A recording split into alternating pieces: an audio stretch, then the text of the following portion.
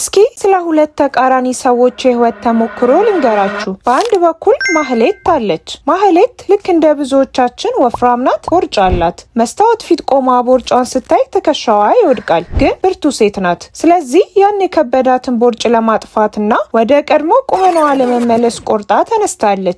ለውጥ ለማምጣት ያልፈነቀለችው ድንጋይና ያልሞከረችው መንገድ የለም። ለማህሌት ክብደት መቀነስ ማለት ጦርነት ነው። የምትወደውን ምግብ እንደ ጠላት ታያለች።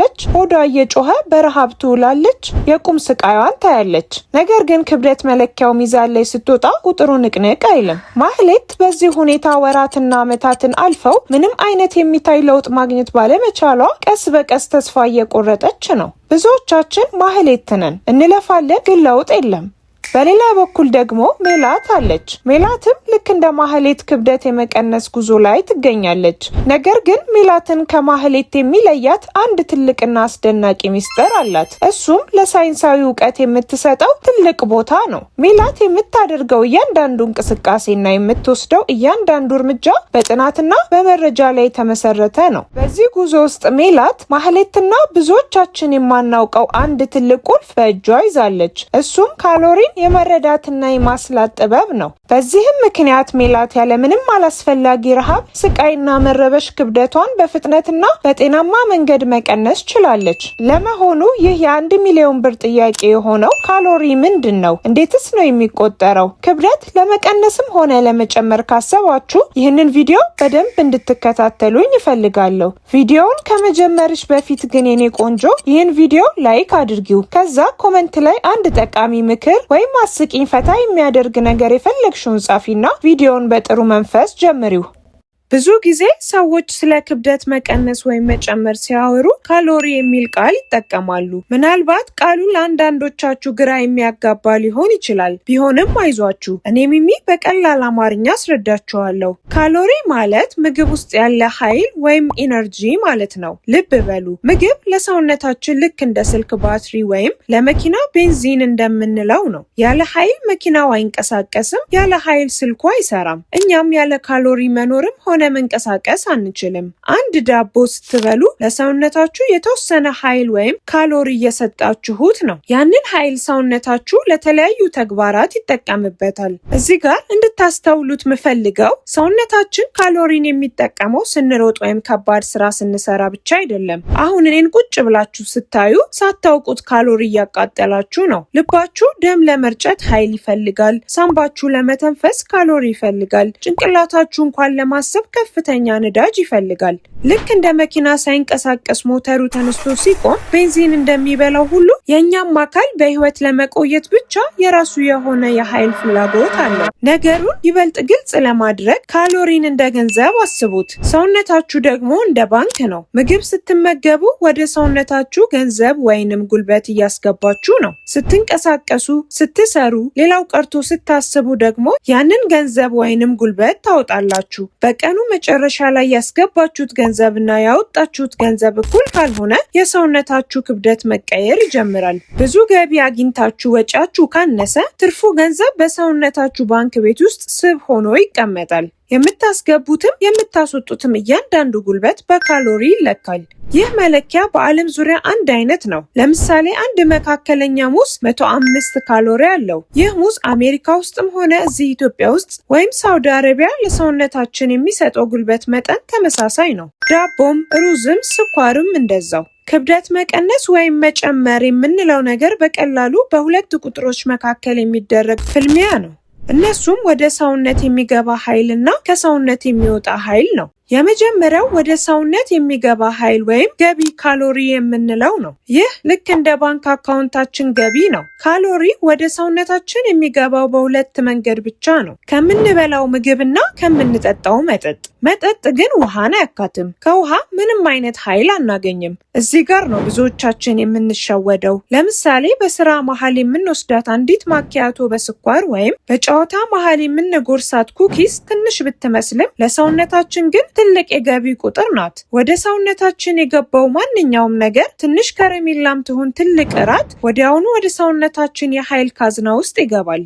ሁለተኛው ደግሞ ወጪ ካሎሪ ነው። ይህ ሰውነታችን ኃይል የሚያጠፋባቸው ወይም የሚከፍላቸው የወጪ ደረሰኞች ናቸው። የካሎሪ ወጪው በ3 ይከፈላል።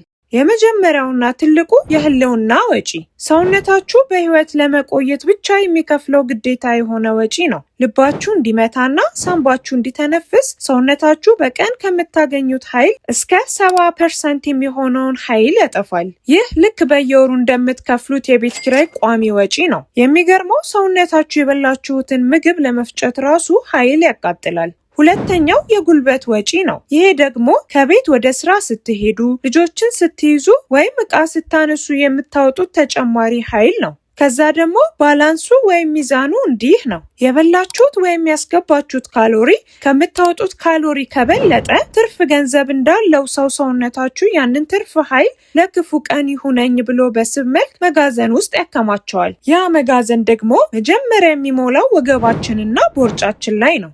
ነገር ግን በተቃራኒው ወጪው ከገቢው ከበለጠ ማለትም ከበላችሁት በላይ ሰውነታችሁ ኃይል ከፈለገ ሰውነታችሁ የጎደለውን ኃይል ለማግኘት መጋዘኑን ወይም ካዝናውን ለመክፈት ይገደዳል። ያኔ ነው መጋዘን ውስጥ ያለው ስብ መቅለጥና ክብደታችሁ መቀነስ የሚጀምረው። በአጭሩ ክብደት መቀነስ ማለት ከባንክ ቤት ገቢን ቀንሶ ወጪን እንደመጨመር ማለት ነው። ይህን ሂሳብ መስራት ደግሞ ከምታስቡት በላይ በጣም ቀላል ነው። እንዴት እንደምታሰሉት ነግራችኋለሁ። ሰውነታችን ላይ የተከማቸ 1 ኪሎ ግራም ንጹህ ስብ በውስጡ ስንት ካሎሪዎችን እንደያዘ ታውቃላችሁ? መልሱን ከመናገሬ በፊት እስቲ እየተከታተላችሁኝ መሆኑን እንዳቅ ኮመንት ላይ አለን በሉኝ። በዛውም ቪዲዮውን ላይ ካላደረጋችሁ አሁኑ ጠቅ አድርጓት።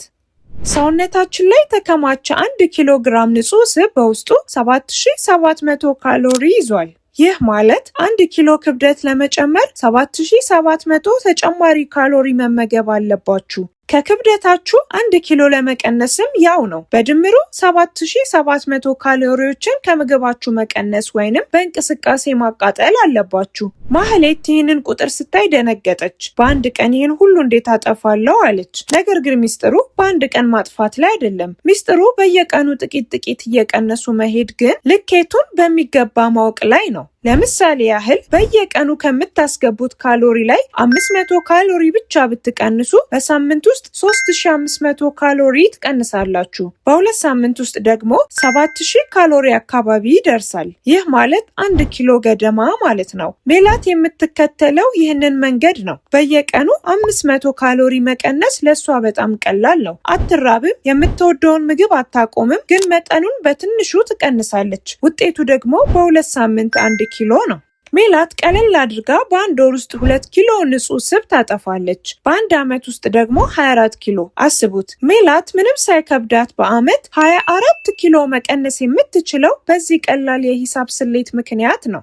ማህሌት ግን በአንድ ሳምንት 5 ኪሎ ለመቀነስ ስለምትፈልግ ራሷን ታስርባለች። ሰውነቷ ደግሞ ይደነግጥና ሜታቦሊዝሟን ይቀንሰዋል። በመጨረሻም ተስፋ ቆርጣ እንደ ድሮ ስትበላ የጠፋው ክብደት ሁሉ እጥፍ ሆኖ ይመለስባታል። ለዚህ ነው ክብደት መቀነስ የአጭር ርቀት ሩጫ ሳይሆን የረጅም ጊዜ ማራቶን ነው የሚባለው። ቋሚ የሆነ 500 ካሎሪ መቀነስ እጅግ በጣም ቀላልና ዘላቂ ለውጥ ያመጣል። ሌላው ትልቁ ነጥብ 7700 ካሎሪ ማለት ንጹህ ስብ ማለት ነው። ሚዛን ላይ ስትወጡ የምታዩት ለውጥ አንዳንድ ጊዜ የውሃ ወይም የጡንቻ ሊሆን ይችላል። ሜላት ግን ትኩረቷ ስብን ማጥፋት ላይ ብቻ ነው። ይህንን የካሎሪ ሂሳብ አንዴ ከተረዳችሁት ምግብ ጠላታችሁ መሆኑ ያበቃል። ይልቁንም እንደ መኪና ነዳጅ የምትለኩት ነገር ይሆናል። በቀን 500 ካሎሪ መቀነስ ማለት ከምትመገቡት ምግብ ላይ ጥቂት በመቀነስና ጥቂት በመንቀሳቀስ የሚመጣ ቀላል ለውጥ ነው። አሁን ትልቁ ጥያቄ የሚሆነው እሺ አሁን ስለ ካሎሪ ገባኝ፣ ግን የምበላው ምግብ ስንት ካሎሪ እንዳለው በትክክል እንዴት አውቃለሁ? በስፖርትስ ስንት እንደማቃጥል እንዴት አውቃለሁ የሚለው ነው። ይህንን በተመለከተ በቀጣዩ ቪዲዮ ቆንጆ ትምህርት ታገኛላችሁ። ይህ የ3 ተከታታይ ቪዲዮዎች የመጀመሪያው ነው። በሚቀጥለው ክፍል እንገናኝ።